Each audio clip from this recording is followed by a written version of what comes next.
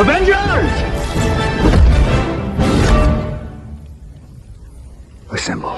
కానీ ఈ మార్వెల్ యూనివర్స్లో వచ్చిన సినిమాలన్నీ రిలీజ్ డేట్ ఆర్డర్లో చూస్తే మీకు ఒక పజిల్ని సాల్వ్ చేసినట్టు ఉంటుంది. కానీ ఒకసారి ఇది ఆలోచించండి, వాట్ ఇఫ్ మీరు రిలీజ్ అయిన ఆర్డర్లో కాకుండా బట్ అసలు ఎలా స్టార్ట్ అయిందో అక్కడి నుంచి చూడాలంటే ఏ ఆర్డర్లో చూడాలి? అండ్ అలా చూడడం వల్ల మీకు ఒక కొత్త యాంగిల్ అవపడుతుంది. I can guarantee that. ఈరోజు ఎగ్జాక్ట్లీ మనం అదే మాట్లాడుకోబోతున్నాం అండ్ మీ థాట్ ప్రాసెస్ని మార్చే ప్రయత్నం చేస్తాను. అక్కడికి వెళ్ళే ముందర మీకు ఒక చిన్న క్లారిఫికేషన్ ఇవ్వాలి. ఈ MCU or Marvel Cinematic Universe మొత్తం 6 ఫేజెస్ ఉన్నాయి. ఫేజ్ 1, 2 అండ్ 3లో రిలీజ్ అయిన సినిమాలు అన్నీ ద ఇన్ఫినిటీ సాగా కేటగిరీలోకి వస్తాయి. అండ్ అవి మొత్తం 23 సినిమాలు. ఇంకో రకంగా మీరు ఈ ఇన్ఫినిటీ సాగాని డిఫైన్ చేయాలి అంటే 2008 నుంచి 2019 వరకు వచ్చిన సినిమాలన్నీ ఈ కేటగిరీలోనే ఉంటాయి. ఇంకా నెక్స్ట్ వచ్చేసి ఫేజ్ 4, 5 అండ్ 6లో వచ్చిన రాబోతున్న సినిమాలు. ఇవన్నీ కూడా మనం మల్టీవర్స్ సాగా కేటగిరీలోకి వేయచ్చు. అండ్ అవి వచ్చేసి మొత్తం 17 సినిమాలు. చెప్పాలంటే ఫేజ్ 4 వచ్చేసి 2021 అండ్ 2022 వరకు వచ్చిన సినిమాలు. ఫేజ్ 5 వచ్చేసి 2023లో స్టార్ట్ అయ్యి 2025లో కొన్ని రిలీజ్కి సిద్ధం అవుతున్నాయి. ఇంకా ఫేజ్ 6 అయితే 2025 నుంచి 2027 వరకు వచ్చే సినిమాలు. మనం ఈ వీడియోలో కేవలం ఇన్ఫినిటీ సాగా కేటగిరీలో వచ్చిన మూవీస్ గురించే మాత్రం మాట్లాడుకోబోతున్నాము. సో ఈ క్లారిటీ కోసమే ఇందాక బ్యాక్ స్టోరీ చెప్పాల్సి వచ్చింది. ఇంకో విషయం, ఇన్ఫినిటీ సాగాలో వచ్చిన మూవీస్ అన్నీ ఈ ఒక్క వీడియోలో కవర్ చేయడం కొంచెం కష్టం. అందుకే దీన్ని మనం 3 ఎపిసోడ్స్లో చేస్తున్నాము. అంతకు మించిపోకుండా అయితే నేను మీకు ప్రామిస్ చేస్తున్నా, ఎందుకంటే మళ్ళీ మీరు బోర్గా ఫీల్ అవ్వకూడదు. అందుకని ఛానల్కి ఎవరైనా కొత్తగా వస్తున్నట్లయితే ఆ కింద ఎక్కడో ఒక bell icon and subscribe button ఉంటుంది, చేస్తారు కదా. అయితే మీ అందరికీ ఒక సెల్యూట్. ఇంకా let's get into this new perspective of Marvel movies. శ్రద్ధగా విందాం, you will be very satisfied for sure.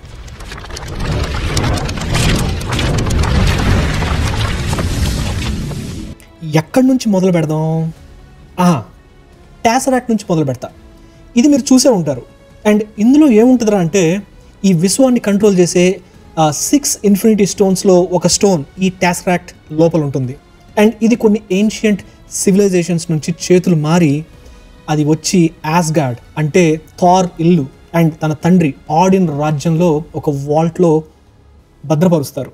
ఇంకా 9 రాజ్యాలతో యుద్ధం అయిపోయిన తర్వాత దాన్ని సేఫ్గా ఉంచాలని చెప్పి ఈ క్యూబ్ని భూమి మీద నార్వేలో టాన్స్బర్గ్ అనే చిన్న పల్లెటూరులో దాచిపెడతాడు ఓడిన్. ఇంకా అక్కడ ఉండే కొంతమంది విలేజర్స్ని దీనికి గార్డ్గా పెడతాడు. ఇంకా ఇప్పుడు మనం ఈ ఇన్ఫినిటీ సాగా ఆర్డర్లో ఫస్ట్ చూడాల్సిన సినిమా గురించి మాట్లాడుకుందాం. అదే 2011లో వచ్చిన Captain America the First Avenger. Yes, ఎవరైనా ఫ్రెష్గా స్టార్ట్ చేయాలి అంటే ఆల్రెడీ చూసిన వాళ్ళు ఒక కొత్త ఫ్రెష్ యాంగిల్ నుంచి చూడాలంటే ఫస్ట్ ఈ సినిమా చూడండి. ఎందుకంటారా, ఈ MCUలో మనం చూసిన సినిమాలన్నిటికీ మూలం World War II నుంచి స్టార్ట్ అవుతాయి. అండ్ ఈ సినిమా ఎగ్జాక్ట్గా ఆ టైంలో ఉంటుంది. And Steve Rogers AKA captain అమెరికాగా ఎలా మారాడు అనేదే ఈ సినిమా. ఇదంతా తనకి ఒక డాక్టర్ ఇచ్చిన సూపర్ హ్యూమన్ సీరంతో సాధ్యమవుతుంది. అండ్ ఈ డాక్టర్ అండ్ టీమ్ అందరూ స్ట్రాటజిక్ సైంటిఫిక్ రిజర్వ్ అనే గ్రూప్లో మెంబర్స్. అండ్ అందులో వన్ ఆఫ్ ద ఫౌండింగ్ మెంబర్స్లో హావర్డ్ స్టార్క్, అదేనండి మన ఐరన్ మ్యాన్ ఫాదర్ కూడా ఉంటాడు. ఈ గ్రూప్ తర్వాత రోజుల్లో షీల్డ్గా మారుతుంది. సో ఈ సినిమాలో దాని బిగినింగ్స్ మీకు చూపిస్తారు. అలాగే ఇందులోనే టాసరాక్ట్ని జాన్ షమిట్ అనే ఒక నాజీ జనరల్ వరల్డ్ డామినేషన్ కోసం దీన్ని టాన్స్బర్గ్కి వెళ్ళి అక్కడ గార్డ్స్ని చంపి దొంగలిస్తాడు. ఇతను నాజీ వాళ్ళ సైంటిఫిక్ విభాగం హైడ్రాకి లీడర్. అండ్ అదేదో పవర్ఫుల్ క్యూబ్ అనే థాట్లో ఉంటాడు, కానీ ఇందులో ఒక జెమ్ స్టోన్ దాగుందని ఐడియానే ఉండదు, ఈవెన్ ఆడియన్స్గా మనకు కూడా. 20%. ఇంకా ఈ సినిమా క్లైమాక్స్లో షమిట్ దొంగలించిన టాసరాక్ట్ తనని వేరే డైమెన్షన్లోకి తీసుకెళ్లగా కెప్టెన్ అమెరికా తన స్పేస్ క్రాఫ్ట్తో పాటు సముద్రంలోకి వెళ్ళిపోతాడు. హోవర్డ్ స్టార్క్ సెర్చ్ ఆపరేషన్లో టాసరాక్ట్ దొరుకుతుంది, కానీ కెప్టెన్ అమెరికా దొరకడు అండ్ అందరూ చనిపోయాడు అనుకుంటారు. కానీ ఎన్వైర్న్మెంట్ చేంజెస్ వల్ల ఆ స్పేస్ క్రాఫ్ట్ కూలిపోయిన ఏరియా అంతా మంచు కట్టి అండ్ అలా కెప్టెన్ అమెరికా ఒక ఫాజిల్ లాగా ఫ్రోజన్ స్టేట్లో తన షీల్డ్తో పాటు 70 ఏళ్ల తర్వాత దొరుకుతాడు. అండ్ ఇందాక చెప్పిన స్టోరీ అంతా తనకి షీల్డ్ డైరెక్టర్ నిక్ ఫ్యూరీ చెప్తాడు.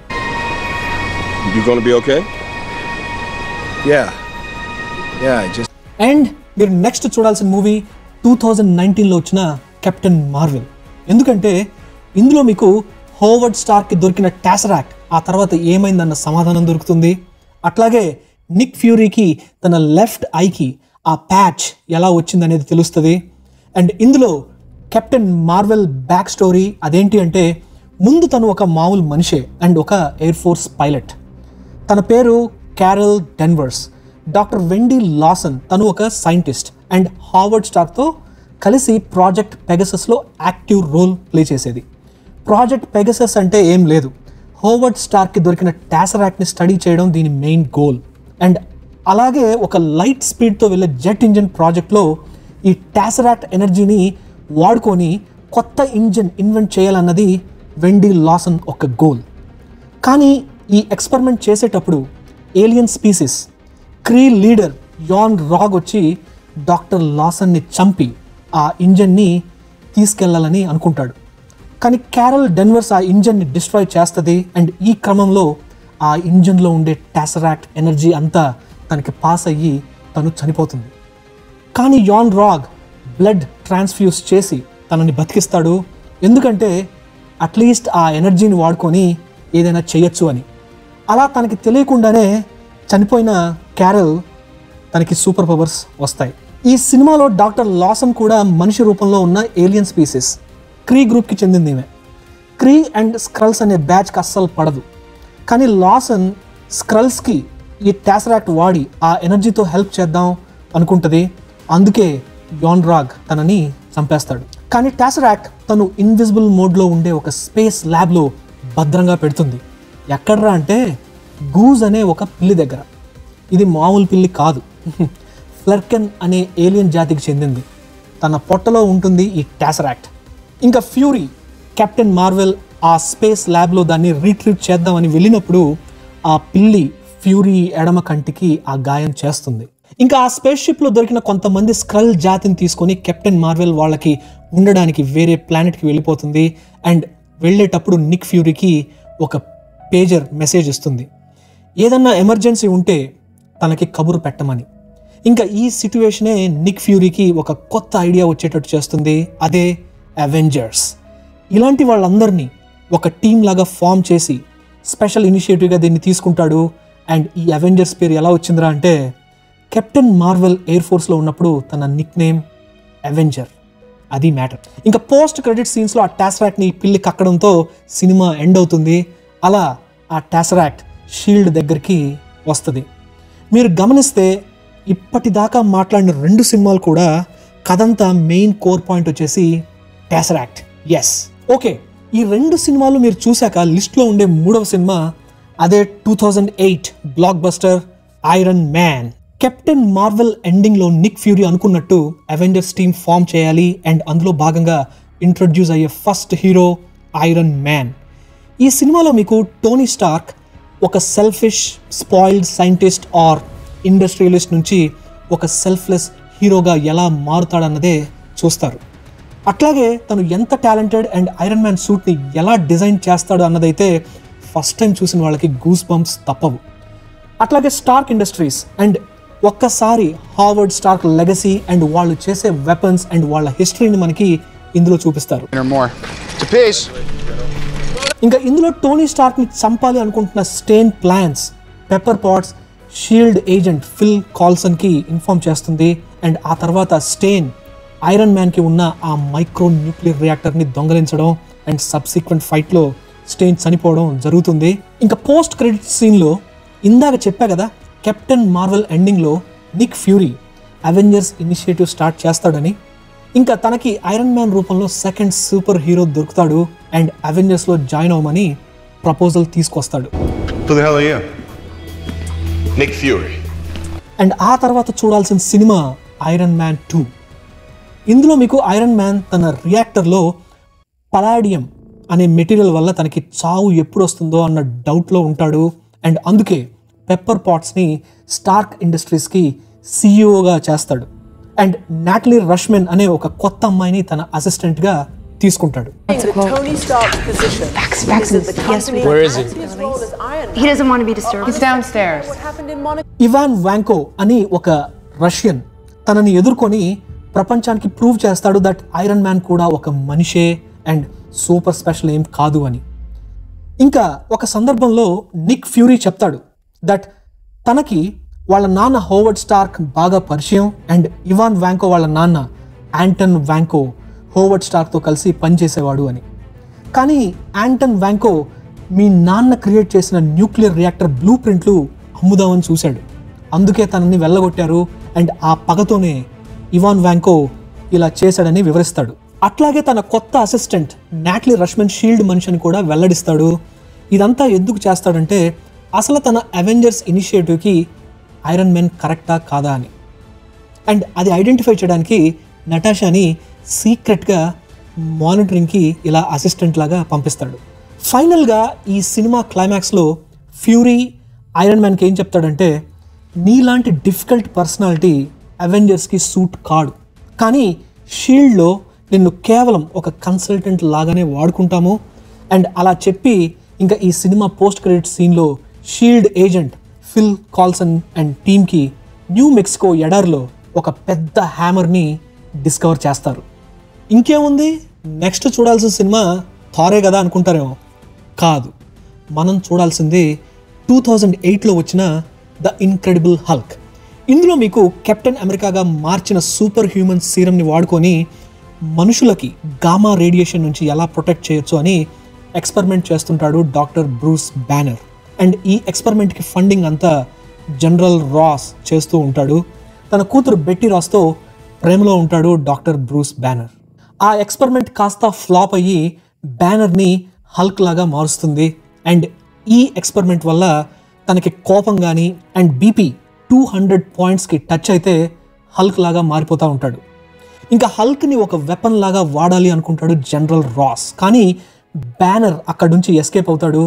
తనని క్యాప్చర్ చేయమని ఒక స్పెషల్ ఫోర్సెస్ టీమ్ని హైర్ చేస్తాడు జనరల్ రాస్, కానీ హల్క్ వాళ్ళందరినీ ఎదుర్కొని ఎక్కడో బ్రిటిష్ కొలంబియాలో ఒక రిమోట్ ప్లేస్కి వెళ్ళిపోతాడు.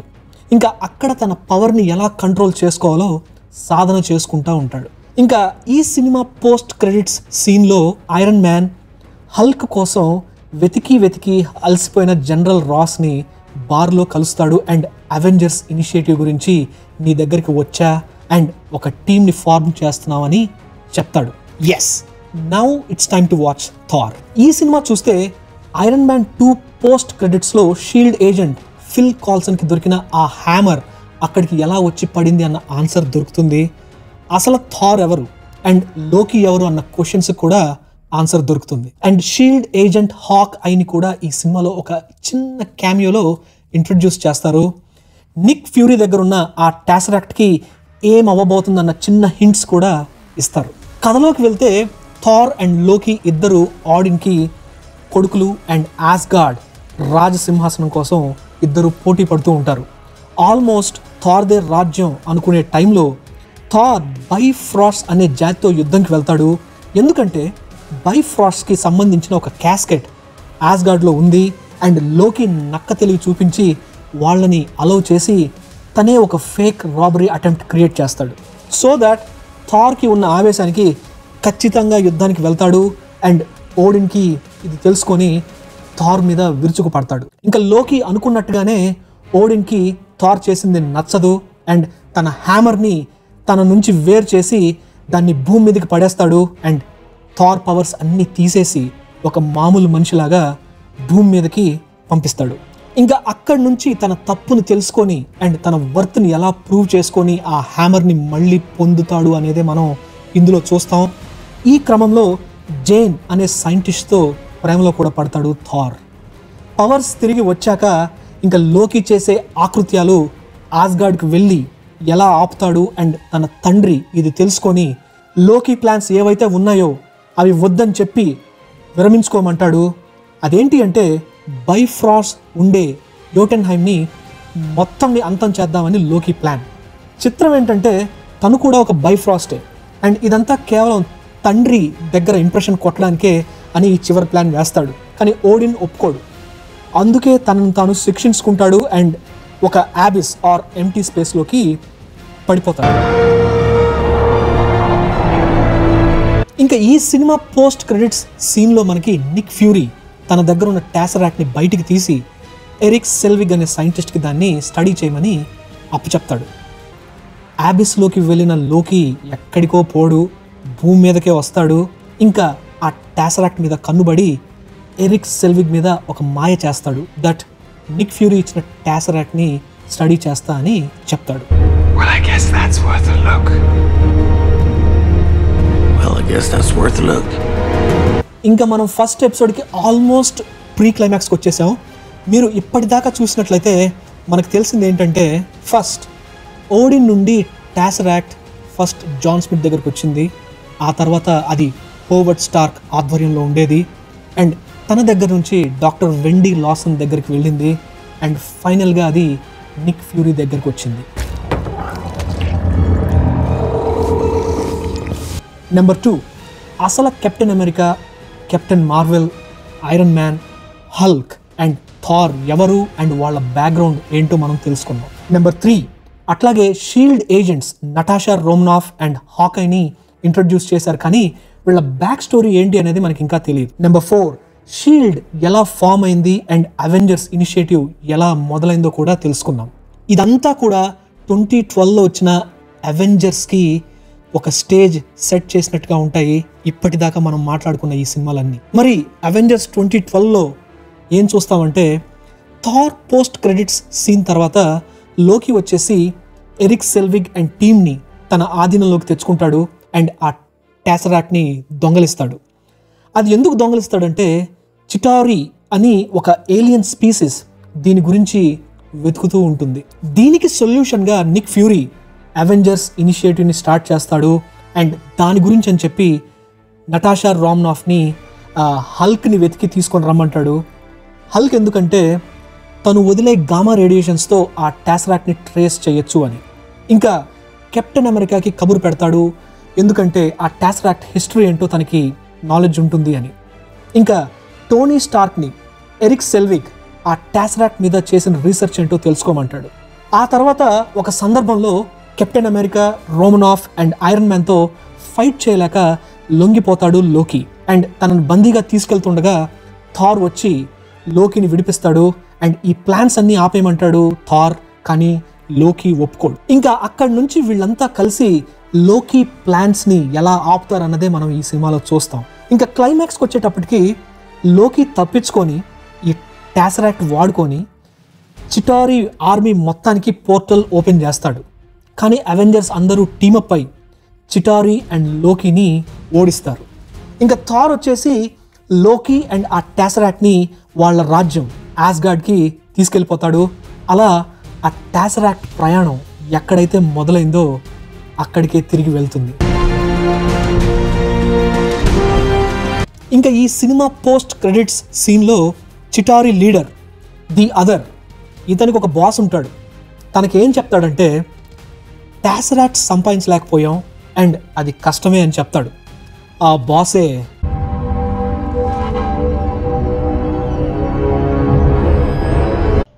అర్థమైంది కదా. And this is the first movie మనకి థానోస్ కనిపించడం. టాసరాక్ట్ తనకి ఎందుకు కావాలో తెలుసు కదా, ఎందుకంటే తన గ్లోవ్లో పెట్టుకునే వన్ ఆఫ్ ద 6 స్టోన్స్ టాసరాక్ట్లోనే ఉంటుంది.